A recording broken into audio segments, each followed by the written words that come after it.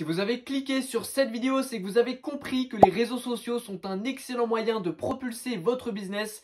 Par contre, si vous n'avez pas une réelle stratégie de contenu claire et efficace, eh bien je peux vous assurer que vous allez droit au mur. C'est pourquoi je vous propose aujourd'hui un guide concret et directement applicable qui va vous permettre de définir votre stratégie de contenu en 7 étapes.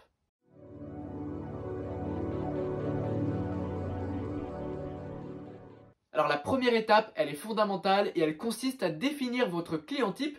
Donc pour ça, vous allez tout simplement dresser le portrait de la personne la plus susceptible d'acheter vos produits. Donc le but, ça va être d'être le plus précis possible. Vous allez vous demander quel est l'âge de cette personne, quel est son budget, quel est son niveau de vie, quelles sont ses valeurs, quelles sont ses missions, quels sont ses objectifs, etc.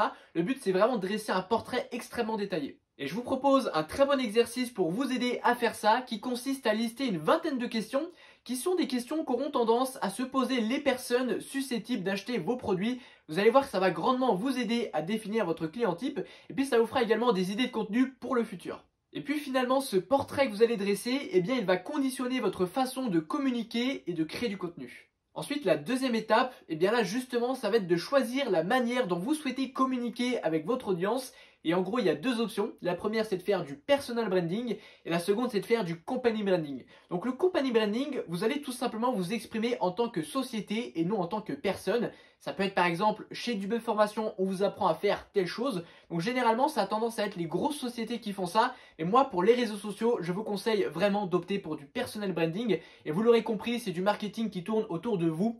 Or, vous le savez, sur les réseaux sociaux, la connexion que vous allez créer avec votre audience est très importante et votre simple nom peut vous aider clairement à vendre. Donc, je vous recommande plutôt d'opter pour le personal branding. Après, ça va dépendre un petit peu de votre stratégie. On poursuit, troisième étape. Vous allez maintenant choisir les plateformes sur lesquelles vous allez vous aventurer et commencer à créer du contenu. Et vous allez devoir le faire en fonction de deux choses. La première, c'est votre client type. Vous allez vous demander où est-ce qu'il est présent, quelles sont ses habitudes de consommation, quel format il aime regarder.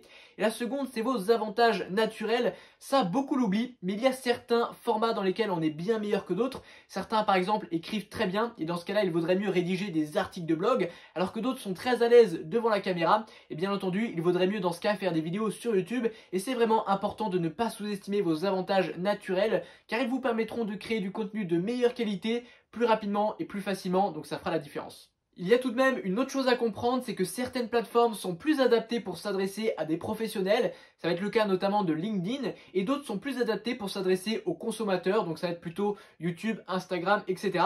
Donc ça évidemment il faut le prendre en compte, si vous vous adressez à des professionnels, eh bien vous avez plutôt intérêt à vous rediriger vers LinkedIn, et si vous vous adressez à des consommateurs, ça va être plutôt YouTube. Après bien sûr c'est pas une vérité absolue, on peut très bien s'adresser à des professionnels avec YouTube et inversement. Avant de poursuivre, je vous rappelle que j'ai créé pour vous une newsletter gratuite dans laquelle je partage les secrets qui m'ont permis d'obtenir 36 000 abonnés sur ma chaîne Clash Max.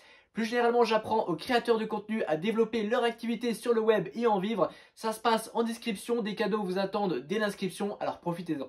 Étape numéro 4, il faut maintenant établir un calendrier éditorial pour définir votre fréquence de publication. Ça vous aidera clairement à gagner en régularité. Or, vous le savez, la régularité, c'est juste extrêmement important sur les réseaux sociaux. Dès lors que vous êtes irrégulier, eh bien l'algorithme vous pénalise, quelle que soit la plateforme. Donc, c'est vraiment dommageable. Donc, j'ai un petit conseil à vous donner à ce propos. Je vous invite à vous définir un rythme de publication qui soit intense, mais pas non plus au maximum de vos capacités. Parce que si vous vous fixez quelque chose de trop intense, eh bien il y aura bien un moment donné où vous allez en avoir marre, vous n'allez pas pouvoir vous y tenir et ça risque de faire un creux. Donc je vous invite vraiment à fixer quelque chose d'ambitieux mais pas trop non plus, comme ça vous serez sûr de le tenir sur le long terme. Une astuce pour définir votre fréquence de publication, ça va être de vous fixer un nombre d'heures exact que vous souhaitez allouer à vos réseaux sociaux chaque semaine et puis ensuite de regarder quelle quantité de contenu vous êtes capable de créer en temps d'heures. Alors évidemment, avec les progrès, à force de créer, vous serez capable de créer du contenu plus vite. Donc il va peut-être falloir ajuster votre fréquence de publication. Néanmoins, ça donne tout de même une bonne idée de ce que vous pouvez faire. La cinquième étape, elle est toute bête, pourtant elle est tellement importante et je vois énormément de créateurs de contenu qui la négligent. Il faut absolument, je dis bien absolument, vous définir un objectif qui soit simple et clair. Donc vous devez vraiment le formuler. Moi je vous invite même à l'écrire sur un bout de papier. Ça peut être par exemple, je cherche à capturer les emails de personnes intéressées par un business de formation en ligne. Vous voyez, c'est quelque chose de très concret. Donc bien sûr, c'est à vous de le trouver, à vous de l'adapter, à vous de faire des tests, mais ça doit être vraiment clair et écrit sur feuille. On en arrive à la 6e étape et il faut maintenant définir exactement le contenu que vous voulez proposer à votre audience. Et pour ça, je vous invite à vous dresser des grandes listes d'idées dans lesquelles vous allez pouvoir piocher sans limite. J'ai personnellement des listes d'idées pour les années à venir et je pense que je pourrais créer du contenu pendant au moins 10 ans et j'aurai encore des idées sur mes listes tellement qu'elles sont longues. Alors pour faire ça, vous pouvez déjà reprendre les questions que vous aurez formulées à l'étape 1 pour définir votre client idéal. Vous pouvez également en rajouter le plus possible. Je vous invite également à vous inspirer de votre concurrence. Alors bien sûr, s'inspirer ne veut pas dire copier, hein, faites attention à ça. Et puis pour ceux que ça intéresse, j'ai créé un programme de formation vidéo extrêmement complet dans lequel je partage les meilleurs secrets, les meilleures astuces, les meilleures stratégies que j'ai mis en place pour trouver des idées de contenu en illimité. Je partage notamment la méthode qui m'a permis de créer plus de 2 ans d'idées de contenu à l'avance en moins d'une semaine. Franchement, vous n'aurez plus jamais à vous soucier de trouver des idées. Pour ceux que ça intéresse, ça se passe en description et sinon on passe à l'étape numéro 7.